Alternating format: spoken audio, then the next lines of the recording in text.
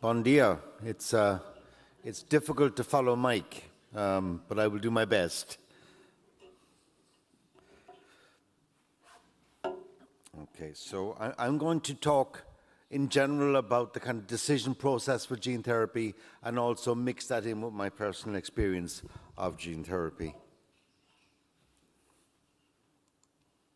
So despite the many wonderful treatments that Mike spoke about, despite the many advances, there's still a degree of unmet need in haemophilia. Joint damage, poor health-related quality of life, functional impairment, social isolation, acute and chronic pain, psychological difficulties, and lack of personal productivity. These can all be factors for some people with haemophilia. And when we look at the current treatment options, I mean, we currently have really good treatment options. We have regular IV infusions of factor concentrates or extended half-life factor concentrates. We now have the subcutaneous emicizumab for factor VIII deficiency. And then when we look at gene therapy, it's also worth noting that probably only 40 to 50% of those with severe haemophilia will be eligible for AAV gene therapy. Those who are not eligible currently include children under the age of 18, those with pre-existing antibodies to the AAV virus, apart from one hemophilia B trial where that's not an exclusion, those with a history of inhibitors, in some trials those who are HIV positive, and anybody with active liver disease. And also you have to look at other considerations. What's your proximity to a specialist centre? What about the presence of local expertise for follow-up of the hub and spoke model? And in Europe, EHAD and EHC have agreed jointly that gene therapy should be delivered through a hub and spoke model. So there'll be perhaps a couple of expert centres in each country, which will be the hubs, and then the other centres will be spokes. So the benefits and risks, I'm not going to dwell on this slide because I'll go through stuff more in detail, but you know, there's a lot of benefits, there's a lot of risks. I'll let you look at that for a moment, but I'll come back to that stuff. The kind of concerns that the patient community would have. So, well, maybe it won't work. And as Mike showed in the graphs, you get an average, but you can't predict beforehand whether or not it will work for an individual. If you get an immune response, and it's quite common to get an immune response, if you think about it, you're injecting in a very large amount of virus, your liver cells can react to this and give an immune response. Now, it's not a serious immune response, but the problem is that if it's undetected, you can lose the factor expression, you can lose the benefit of the gene therapy. So in that situation, they must go in quickly with steroids, hence these constant visits for blood tests in the first number of months. And I think in terms of expression, there's a wide variability in expression, and it's not predictable. So the key thing is, as Mike said, it can be from 0% up to well over 100%, but you can't say beforehand, as an individual, what your expression will be. Cancer, there's a theoretical risk that if the vector is integrated or some of it's integrated into your own DNA, does that insertional mutagenesis increase your risk of cancer? And then economic. I mean, will you have access to gene therapy? Will governments pay for this? And I think we're doing a lot of work at the moment on economic modelling, on new payment models, and also, frankly, managing the expectations of the gene therapy companies. This is not going to be a lottery win for them. In terms of patient community concerns, I've heard a lot of concerns about the impact of vector shedding, although that is for a limited period of time. It is an irreversible therapy. Once you take gene therapy, it's there in your system for life. Whether it works or not, it's irreversible. You hope to get reasonable expression. Retreatment, well, you can't currently be retreated with the same vector. And realistically, you can't be retreated with any other AAV vector. So currently, as Mike said, it is a one and done opportunity to have this.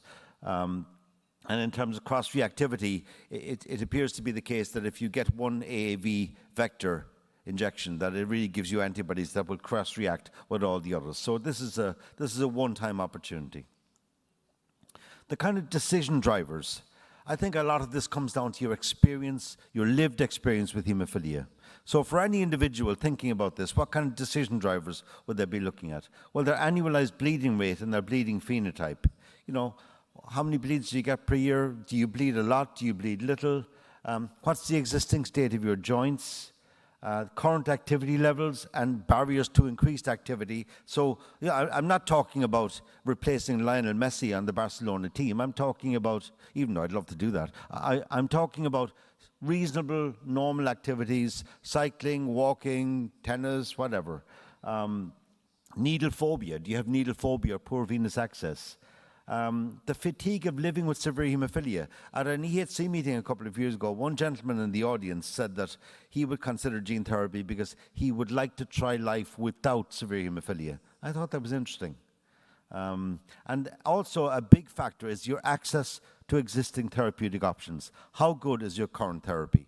Now, if you're in a place like Barcelona or a Western European country where you've got access to good treatment, that gives you different options. I can tell you that if I was doing this talk now in Delhi, in India, and he said there's a gene therapy which has some risks and so on, but it could give you the potential of a 5% factor level for 5 years, they would jump up and down to get hold of this because their options are limited. So we are in the fortunate position of having these options and looking at this in a very methodical way. What kind of decision drivers depending on age? Well, younger adults, I guess the ideal population for gene therapy perhaps would be a newborn child with severe hemophilia. You give them gene therapy, it lasts a lifetime. But you can't give it to children because, of course, the livers keep maturing. And if you gave AAV gene therapy to a child, the liver cells would turn over and they'd lose the gene therapy. So for younger adults, you would expect younger adults, a generation who've grown up with prophylaxis, with good access to treatment, that they might have very good joints. The gene therapy then could continue that, could increase their quality of life, could give them the possibility to be more active, maybe more opportunities for employment or travel. I don't know what it's like in Barcelona, but in Ireland, a lot of people when they finish college or they're 20, 21, 22. They want to go to Australia or Canada for a year or two. They want to travel. And gene therapy would certainly make that easier. For example, you can get into Australia with severe hemophilia for a year. They won't allow you to stay for a second year because you'd be seen as a potential burden on the healthcare system. Gene therapy would change that. For older adults who may already have significant joint damage, it might offer an improvement in chronic pain, because if you get a decent level of factor expression, then perhaps that will prevent any subclinical bleeding, give you the ability to be more active with your family and friends, and more freedom from having to think about your hemophilia. Children, I think, obviously would be an ideal target for gene therapy. But as Mike said, maybe you have lipid nanoparticle delivery systems, lentiviruses, some integrating gene therapies in the future. There might be options. I think we will see trials in children between the age of 12 and 18 in the next couple of years. But I think it'll be a long time before we start seeing this in those under 12. And some of the parents have said to me when they heard that I'd taken gene therapy, we're very glad to hear that. We'll see how you get on. And then we'll judge for our child in the future. Early adapters. Mike talked about the iPhone. When the new iPhone comes out, the kind of person who's in the queue outside the Apple store on the first morning would be an early adapter.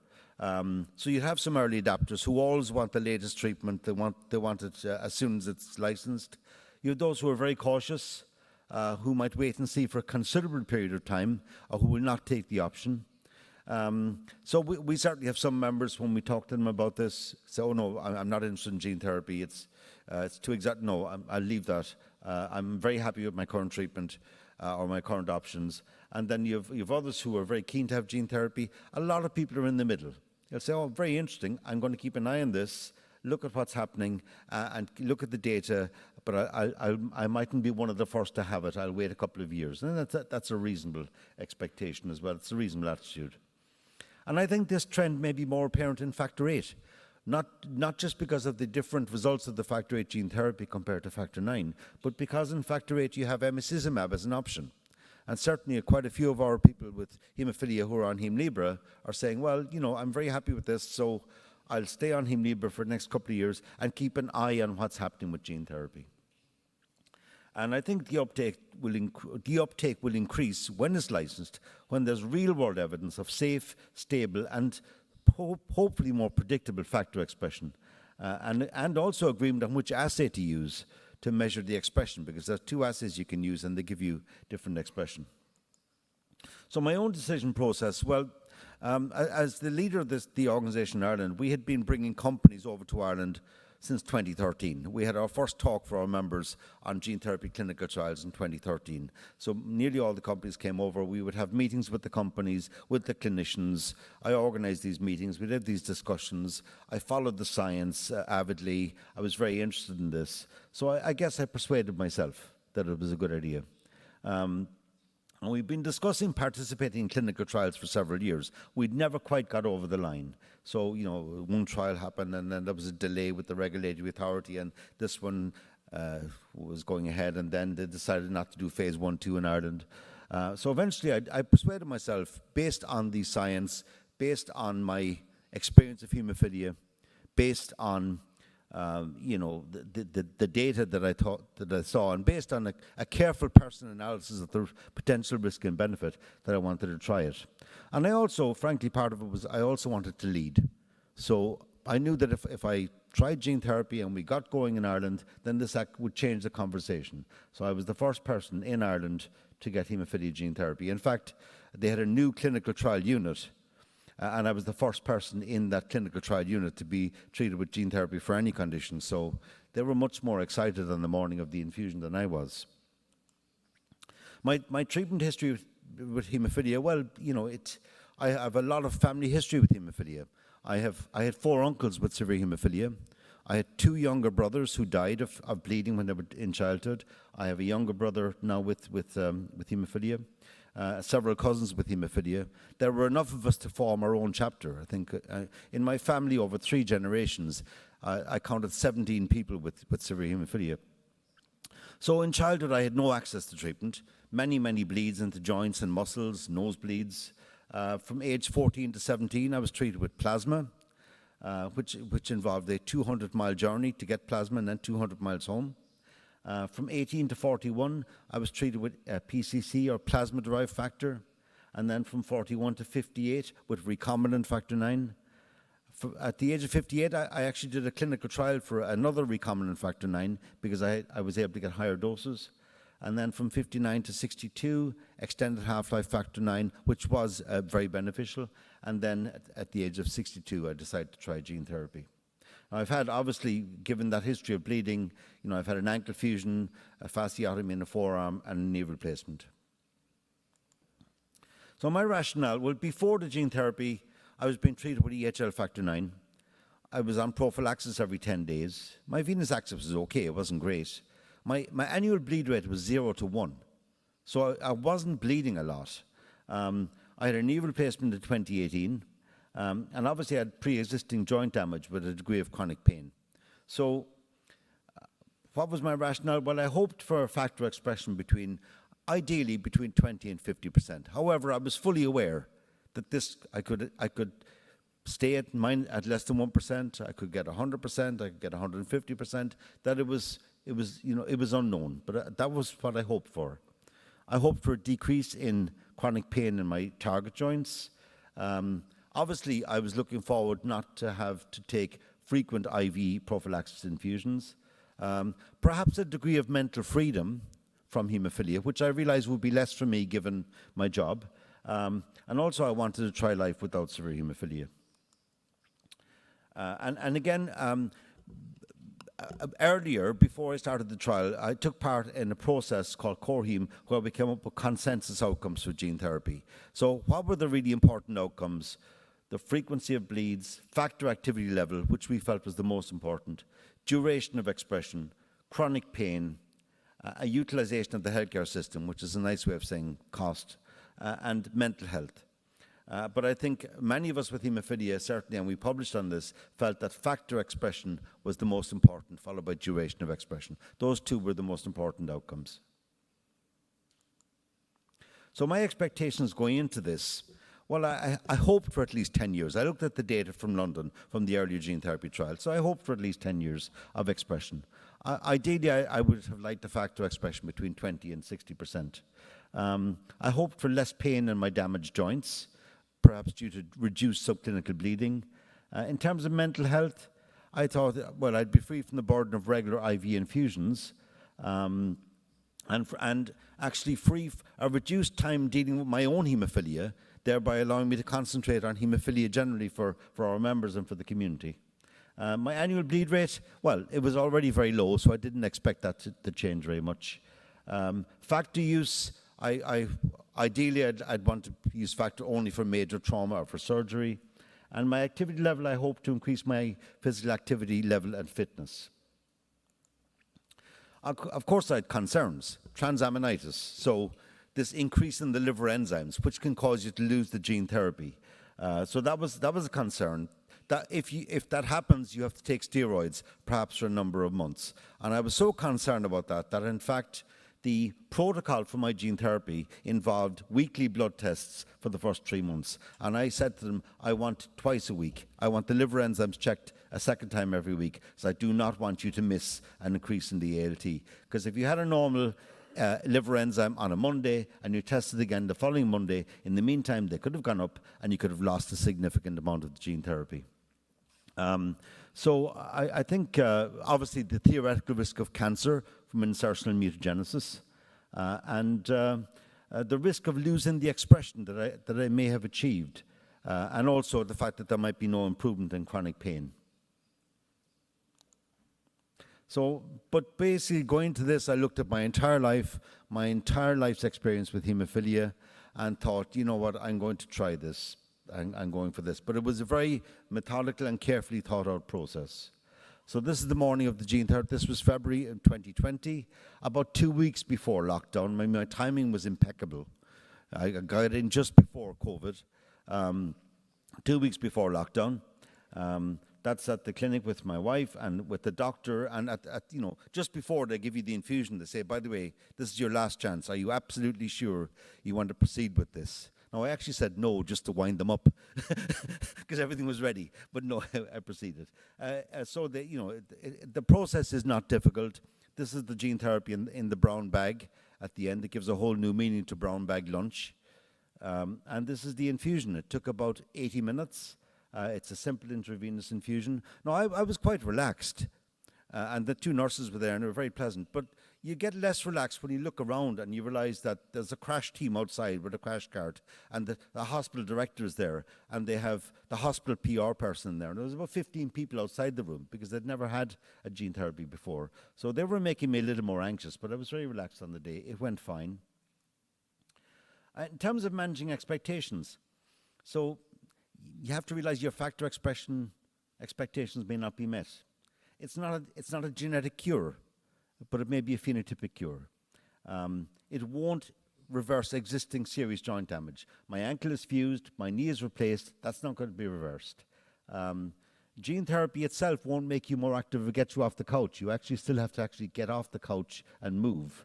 It doesn't mean you can undertake very risky activities or sports with total impunity. So, boxing, rugby, they're still going to be on the no list.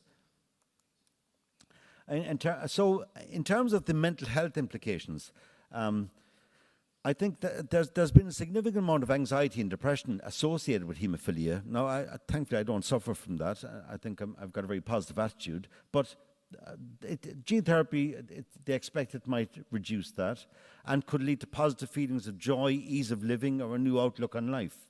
But also then people need emotional support. There were reports, especially from the USA, from the early clinical trials, of people feeling a loss of identity and a loss of community. And haemophilia is part of who I am, and I don't want to lose that. Now, I didn't really get that. I haven't felt any loss of identity, and I think part of it may be because they wrap up too much of their identity in having haemophilia. You're a person with haemophilia. Haemophilia is not the entire person. But secondly, I think some of them perhaps cut themselves off from their community and their friends with haemophilia when they didn't need to. I think one thing that did resonate with me, one man, and it wasn't actually gene therapy, it was somebody who switched to Hemlibra and his annual bleed rate went way down. And he said after a couple of months on Hemofília, and he was doing really well, he started to feel a bit depressed because he said, I'm 45, and why couldn't I have had this quality of life for the last 40 years? So it's what I call loss of past opportunity. So there are, it's not simple. I think, and in fact, thinking about all these issues, I did recommend to our own centre, which they implemented for the trial, that everybody going to a gene therapy trial should have an initial discussion beforehand with the centre psychologist, and actually note that down. Because how can the centre tell afterwards, if they're trying to measure outcomes, if your mental health has changed, if they don't have a baseline? So my outcome to date, my factor expression has been very good, sort of 30 to 50%. Last week, I was 52%. I'd hoped for 20 to 50, so my target was met there. I'm very happy with that. Chronic pain has decreased in some target joints, although my ankle is giving me trouble. But that may be due to the gene therapy, but it also may be due to the time since my knee replacement, because it's now a couple of years, so the knee has got stronger. I had no bleeds for the first 2 years, and I had an ankle bleed for the first time 2 weeks ago. It was like an old friend that you don't really want to see again coming to visit. I've had treatment was required only for a biopsy, for a steroid injection, and also for that ankle bleed. I am healthier, but that's partially due to gene therapy and partially due to the lockdown, because my life before lockdown was crazy. When I was preparing for the gene therapy trial, I sat for a couple of hours with the research nurse negotiating visit dates because I was traveling so much. And then COVID happened, and there was no travel for 2 years. And actually, that was very beneficial. I was traveling so much that I think in 2019 I did 44 trips outside Ireland. And during lockdown, some of my friends were phoning my wife to ask how was she coping with having me in the house all the time, and suggesting to her that she might drive me to the airport for lunch. I don't have any treatment remorse. I'm glad I made the decision. I made the decision knowingly and having fully considered it, but I'd also prepared myself for a suboptimal outcome and said, look, if that happens, I've made this decision on all the available data that I have at the moment, and if I don't get the outcome I want, I'm not going to regret that. Because, of course, it doesn't cut off your previous treatment options. So what was unexpected? Well, the impact of the weekly blood draws on my iron levels. I developed an iron deficiency because they were taking 130 mils of blood every week. That's equivalent to donating a pint of blood every month, which you can't really do. So my iron level went down. I definitely got a degree of mental freedom from having to plan activities and treatment for travel. Well, first of all, because I wasn't traveling, but you're not packing as much factor you might. And frankly, on most of the trips I've done the last year since we started traveling, I haven't brought factor with me. My veins have recovered. My veins are very good. I've suffered no loss of identity. The mental freedom for me is less because of my roles with the Irish Society, the World Federation, European Haemophilia Consortium. So haemophilia is basically my life. So the mental freedom for me is less. But certainly I do not have to spend as much time thinking and planning about my own haemophilia. Having said that, as Mike pointed out, the number of visits to the centre is huge. The follow-up is huge. But frankly, when you're on a clinical trial, you get very good clinical care. Now, this was exactly 1 year after my gene therapy. I was walking in the Dublin Mountains with my wife and kids. I'm a very awkward person, okay? I drop things. On this occasion, I dropped myself. I was climbing over a low stone wall about this high, and I slipped and fell onto some rocks. No bleed, nothing. That was stunning. And a couple of weeks later, I dropped a 2-kilogram weight on my bare foot, and my foot started to swell. I put some ice on it, and it went down straight away, no bleed. So that was just amazing. Because you all know in this situation, you rush home, you take factor straight away.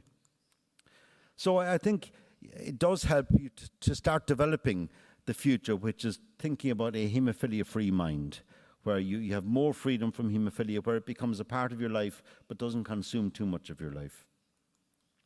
Also, I used my gene therapy when gene therapy is licensed, we'll have to look at the reimbursement, the economics, the payment models, and we're working on that. But also, we want to increase public awareness of this, awareness in the political system.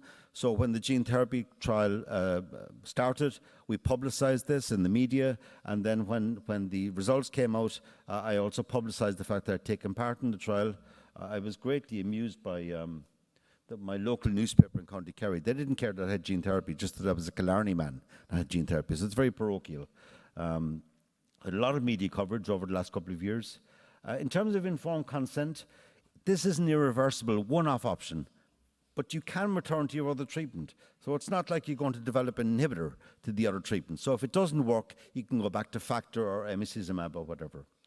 You have to fully consider all the pros and cons before enrolling in a trial or licensed therapy. There's significant monitoring required in the first year. So anybody thinking they're going to take a licensed gene therapy and it will free them from the centre, absolutely not for the first year. You're in there more often than you probably ever have been in your life. I think you need to obtain information from the society, from publications, from the website, from meetings.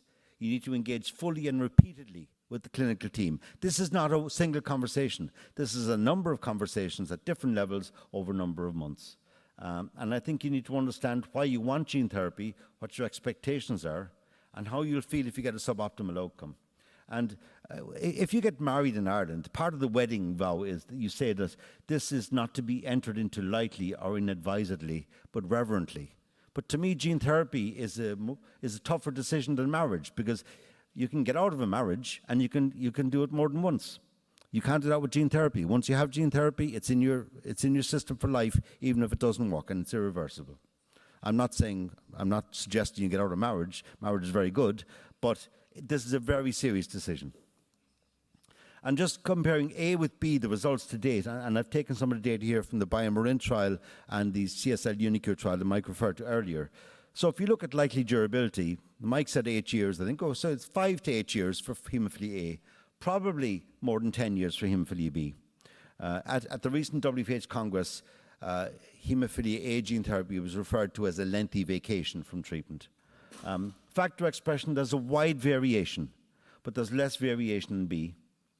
Lack of expression, for the hemophilia A, there were 9%. 9% of the people in the phase 3 trial did not get a factor level that they could really measure, any increase that they could measure. They were below 3%. And a total of 12% were less than 5%. So let's say 1 in 10 will not get an increase in their factor level. With hemophilia B, 4% didn't get a factor level, but there was a clear rationale for that. One of them actually had a very high antibody titer. Now, this is the gene therapy that having pre-existing antibodies did not prevent you from using it, but this person had a high titer. And the second person who didn't get an expression, actually he only got a partial dose. He got an allergic reaction during the infusion. Steroid use for factor VIII gene therapy, about 80%. For hemophilia B, less than 20%. Cost for hemophilia A will be high. Cost for hemophilia B would probably be higher, because for hemophilia B factor 9 is more expensive than 8. And in terms of eligibility, I've done my own figures on this, and I reckon about 44% of those with severe hemophilia A and 48 to 60% of those with hemophilia B will be eligible.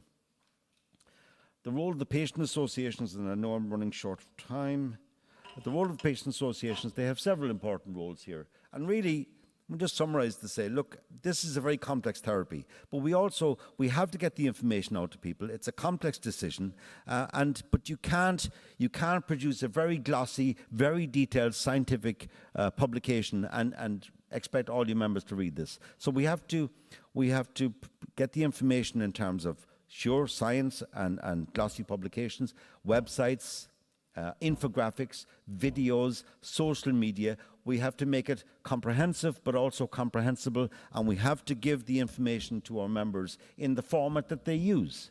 There's no point, if my children had hemophilia and I produced a beautiful booklet on gene therapy, there'd be no point in giving it to them, because they consume social media and Facebook and Instagram. So you've got to get it out in those media as well. And this is some of the information that's out there at the moment. On the bottom right, this is the Irish Society's hard copy version of the EHC Novel Treatments Review, which comes out twice a year. It's a superb publication, and it's 50, 60 pages and lists everything. Now, most of our members won't read that. We actually produced this primarily for the healthcare workers.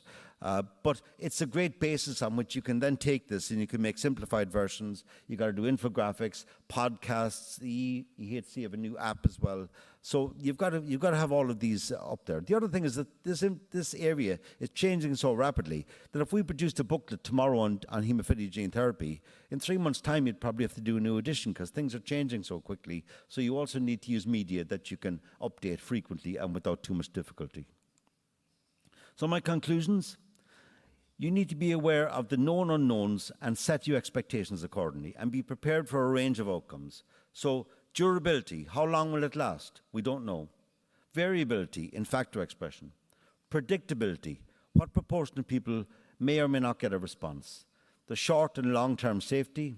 And affordability, even if you're convinced that it will work for you, will your healthcare system pay for this? And we definitely need new payment methods. And I think for most European countries, my expectation is we'll have an annual payment model linked to performance and linked to outcomes.